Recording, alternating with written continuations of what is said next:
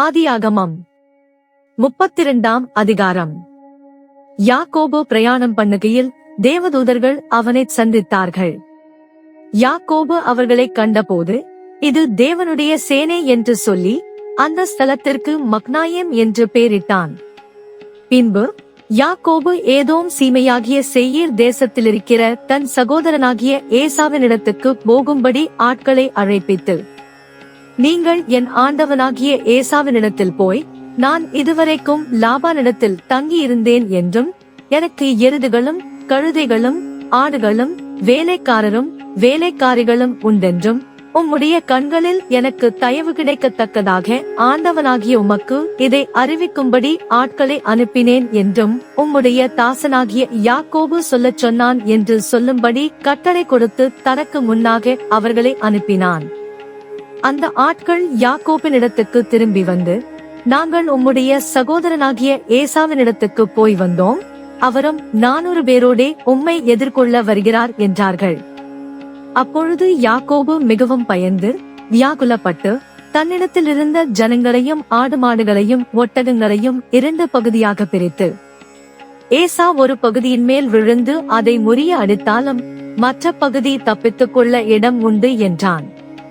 பின்பு யாக்கோபு, என் தகப்பனாகிய ஆபிரகாமின் தேவனும் என் தகப்பனாகிய ஈசாக்கின் தேவனுமாய் இருக்கிறவரே, உன் தேசத்துக்கும் உன் இனத்தாரிடத்துக்கும் திரும்பிப்போ, உனக்கு நன்மை செய்வேன் என்று என்னுடனே சொல்லி இருக்கிற கர்த்தாவே, அடியேனுக்கு தேவரீர் காண்பித்த எல்லா தயவுக்கும் எல்லா சத்தியத்துக்கும் நான் எவ்வளவேனும் பாத்திரன் அல்ல. நான் கோலம் கையுமாய் இந்த யோர்தானை கடந்து போனேன், இப்பொழுது இவ்விரண்டு பரிவாரங்களையும் உடையவனானேன். என் சகோதரனாகிய ஏசாவின் கைக்கு என்னை தப்புவியும், அவன் வந்து என்னையும் பிள்ளைகளையும் தாய்மார்களையும் முறிய அடிப்பான் என்று அவனுக்கு நான் பயந்திருக்கிறேன். தேவரீரோ, நான் உனக்கு மெய்யாகவே நன்மை செய்து உன் சந்ததியை எண்ணி முடியாத கடற்கரை மணலை போல மிகவும் பெருக பண்ணுவேன் என்று சொன்னீரே என்றான். அன்று ராத்திரி அவன் அங்கே தங்கி தன் கைக்கு உதவினவைகளிலே தன் சகோதரனாகிய ஏசாவுக்கு வெகுமானமாக 200 வெள்ளாடுகளையும் 20 வெள்ளாட்டு கடாக்களையும் 200 செம்மறியாடுகளையும் 20 ஆட்டுக்கடாக்களையும் பால் கொடுக்கிற 30 ஒட்டகங்களையும் அவைகளின் குட்டிகளையும் 40 கடாரிகளையும் 10 காளைகளையும் 20 கோழிகை கழுதைகளையும் 10 கழுதை குட்டிகளையும் பிரித்தெடுத்து வேலைக்காரர் கையில் ஒவ்வொரு மந்தையை தனித்தனியாக ஒப்புவித்து, நீங்கள் மந்தைக்கு முன்னும் பின்னுமாக இடம் விட்டு எனக்கு முன்னாக ஓட்டிக் கொண்டு போங்கள் என்று தன் வேலைக்காரருக்கு சொல்லி, முன்னே போகிறவனை நோக்கி, என் சகோதரனாகிய ஏசா உனக்கு எதிர்பட்டு, நீ யாருடையவன்?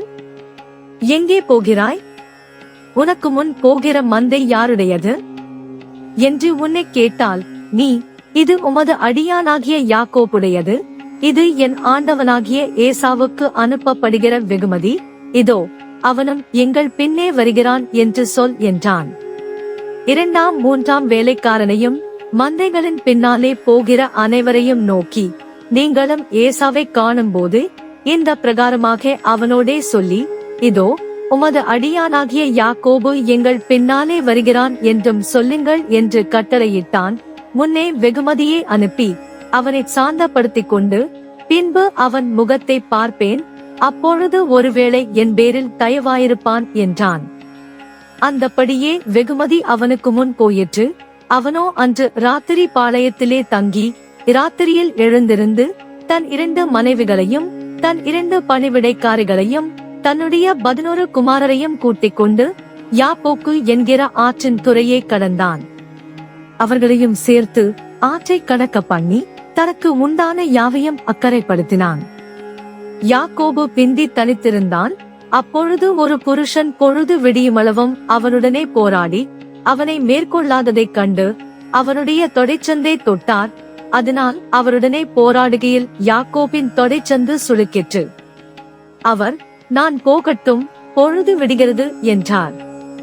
அதற்கு அவன், நீர் என்னை ஆசீர்வதித்தாலொழிய உம்மை போகவிடேன் என்றான். அவர், உன் பேர் என்ன என்று கேட்டார். யாக்கோபு என்றான். அப்பொழுது அவர், உன் பேர் இனி யாக்கோபு எண்ணப்படாமல் இஸ்ரவேல் எண்ணப்படும், தேவனோடும் மனிதரோடும் போராடி மேற்கொண்டாயே என்றார். அப்பொழுது யாக்கோபு, உம்முடைய நாமத்தை எனக்கு அறிவிக்க வேண்டும் என்று கேட்டான். அதற்கு அவர், நீ என் நாமத்தை கேட்பானேன் என்று சொல்லி அங்கே அவனை ஆசீர்வதித்தார்.